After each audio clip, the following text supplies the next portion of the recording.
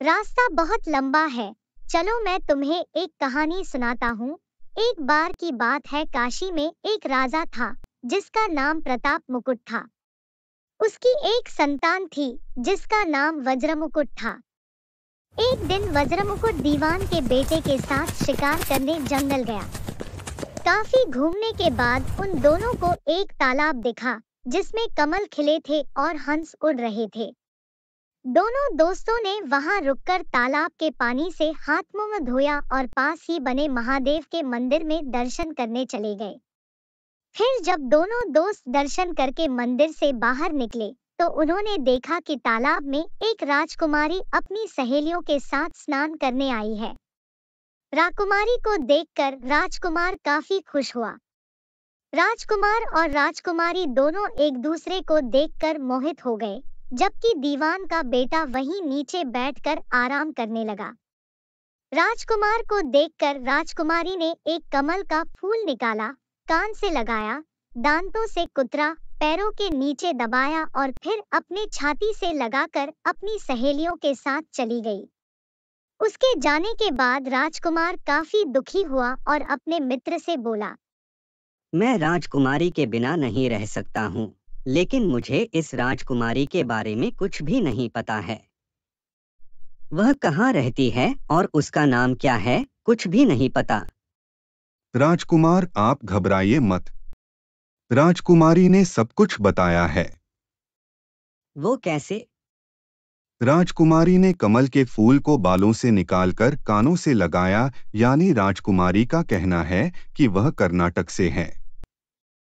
दांत से फूल को कुतरा, मतलब उनके पिता का नाम दंतावट है।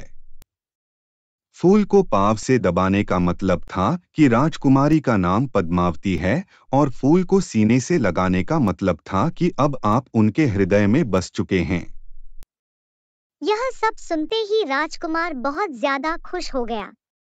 खुश होते हुए राजकुमार ने दीवान के बेटे से कहा, मुझे कर्नाटक जाना है, मुझे वहाँ ले चलो। दोनों दोस्त कई दिनों तक घूमते फिरते कर्नाटक पहुंचे। जब वो दोनों राजमहल के निकट पहुंचे तो उन्हें एक चरखा चलाती बुजुर्ग महिला दिखी। महिला को देखते ही दोनों घोड़े से उतरे और उसके पास जाकर कहा, माई, हम दोनों व्यापारी हैं, हम बहुत दूर से आए हैं। हमारा सामान अभी तक आया नहीं है, कुछ दिनों में हमारा सामान भी पहुंच जाएगा। हम दोनों को बस रहने के लिए थोड़ी सी जगह चाहिए। उनकी बातें सुनकर बुजुर्ग महिला की ममता जाग उठी। उसने कहा, बेटा, इसे अपना ही घर समझो। जब तक मन करे यहाँ रह सकते हो। इसके बाद दोनों उसके घर में रहने लगे। इसी बीच दीवान के बेटे ने उस महिला से पूछा, आप क्या काम करती हैं माई? आपके यहाँ कौन कौन रहता है? आप कैसे अपना गुजर बसर करती हैं? मेरा एक पुत्र है जो राजा के यहाँ नौकरी करता है। मैं राजा की पुत्री पद्मावती की दासी थी। बूढ़ी हो गई हूँ, इसलिए घर में ही रहती हूँ। महाराज खाने को दे देते हैं और पूरे दिन में एक बार राजकुमारी से मिलने चली जाती हूँ। इतना सुनते ही राजकुमार ने बूढ़ी औरत को कुछ धन दिया और राजकुमारी तक संदेशा पहुंचाने को कहा।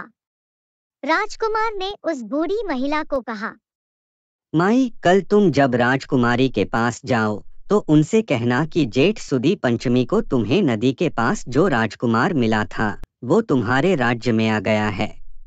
अगले दिन वो बूढ़ी औरत राजकुमार का संदेश लेकर राजकुमारी के पास गई।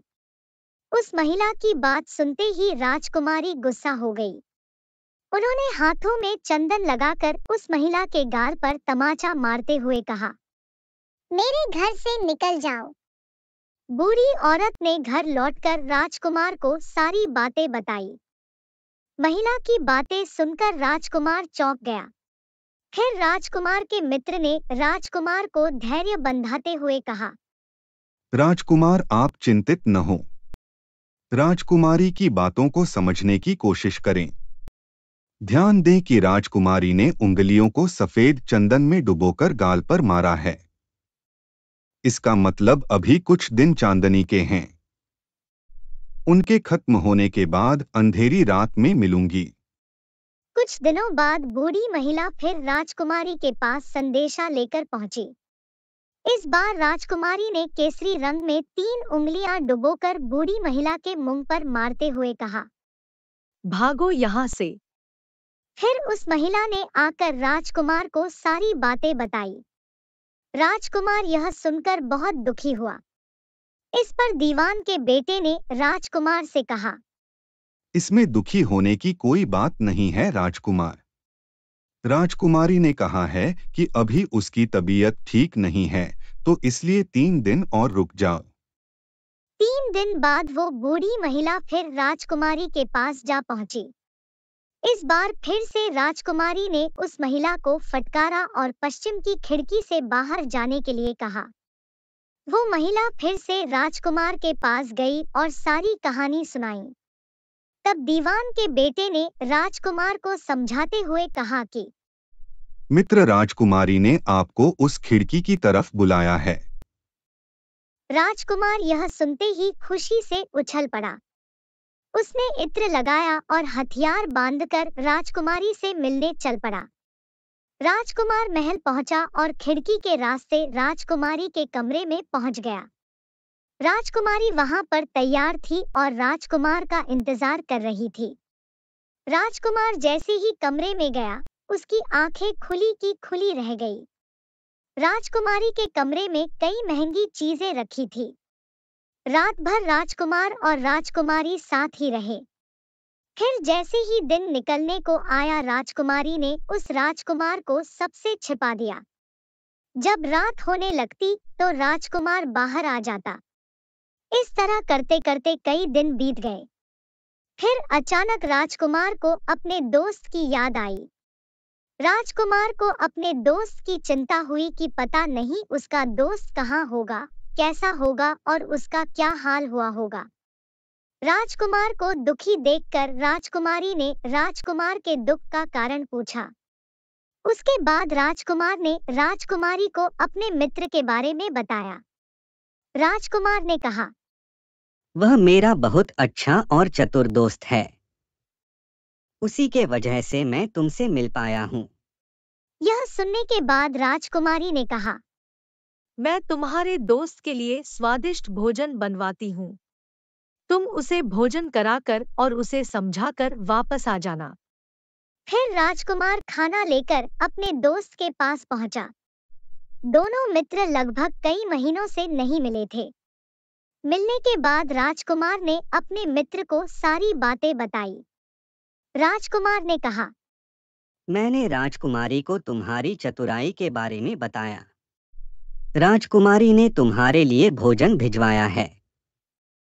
यह सब सुनकर दीवान का बेटा सोच में पड़ गया। उसने राजकुमार से कहा कि यह तुमने ठीक नहीं किया। राजकुमारी समझ गई है कि जब तक मैं तुम्हारे साथ हूं, तब तक वह आपको अपने बस में नहीं रख सकेगी। इसलिए उन्होंने इस खाने में जहर डालकर भेजा है। यह कहते ही दीवान के बेटे ने उस खाने को एक कुत्ते को दिया। खाना खाते ही कुत्ते की मृत्यु हो गई।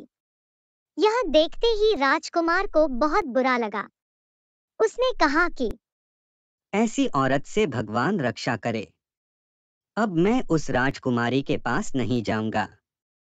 नहीं, अब कुछ ऐसी तरकीब निकालनी चाहिए जिससे कि हम उसे साथ में अपने घर ले जा सकें। आज रात तुम वहां जाओ और जब राजकुमारी सो रही हो, तब उसकी बाईं जांघ पर त्रिशूल का निशान बना देना। फिर उसके गहने लेकर आ जाना। राजकुमार ने अपने मित्र की बात सुनी और उसके कहे अनुसार ही किया। फिर दीवान के बेटे ने योगी का भेष धारण कर लिया। उसने राजकुमार से कहा कि तुम इन गहनों को बाजार में बेच दो। अगर कोई पकड़े तो कहना मेरे गुरु के पास चलो और उसे मेरे पास ले आना। राजकुमार वो गहने महल के पास एक सुनार के पास ले गया। सुनार ने गहनों को देखते ही पहचान लिया और राजकुमार को कोतवाल के पास ले गया। कोतवाल ने राजकुमार से सवाल पूछे तो राजकुमार ने कहा, ये गहने मुझे मेरे गुरुजी ने दिए हैं। यह सुनने के बाद कोतवाल ने गुरु यानी दीवान के बेटे को भी पकड़ लिया और राजा के दरबार में ले गया। राजा ने पूछा, योगी महाराज, आपको ये कीमती गहने कहाँ से मिले? योगी का भेष धारण किए हुए दीवान के बेटे ने कहा, महाराज, मैं श्मशान में काली चौदस को डाकिनी मंत्र प्राप्त कर रहा था कि मेरे सामने डाकिनी आई। मैंने उसके जेवर उतार लिए और उसकी बाईं जांघ पर त्रिशूल का छाप बना दिया। यह सुनते ही राजा महल में गया और उसने रानी को कहा कि पद्मावती की बाईं जांघ देखे कि कहीं राजकुमारी के जांघ पर त्रिशूल का छाप तो नहीं है। राजा की बात सुनते ही रानी ने देखा और सच में राजकुमारी की बाईं जांघ पर त्रिशूल का निशान था। यह जानकर राजा बहुत दुखी हुआ। फिर राजा योगी के पास गए और कहा कि योगी, बताओ, धर्मशास्त्र में बुरी औरतों के लिए क्या सजा है? ब्राह्मण, राजा, गऊ, औरत, पुरुष और अपने राज्य में रहने वाले किसी से भी कोई बुरा काम हो जाए तो उसे राज्य से बाहर निकाल देना चाहिए। यह सुनते ही राजा ने पद्मावती को जंगल भेजने का आदेश दे दिया। वहां राजकुमार और दीवान का बेटा मौके के इंतजार में बैठे थे। राजकुमारी को अकेला पाकर दोनों उसे अपने नगर ले आए और खुशी खुशी रहने लगे। कहानी खत्म हुई और हर बार की तरह एक बार फिर बेताल ने विक्रम से पूछा, तो राजन, बताओ इस कहानी में पापी कौन है? जल्दी बताओ राजन, वरना तुम्हारे सिर के टुकड़े टुकड़े कर दूंगा। पापी राजा था, क्योंकि दीवान के पुत्र ने अपने मालिक का काम किया। कोतवाल ने राजा का कहना सुना और राजकुमार ने अपनी इच्छा पूरी की, लेकिन इस कहानी में राजा पापी था। उसने बिना सोचे विचारे राजकुमारी को राज्य से बाहर निकाला दिया।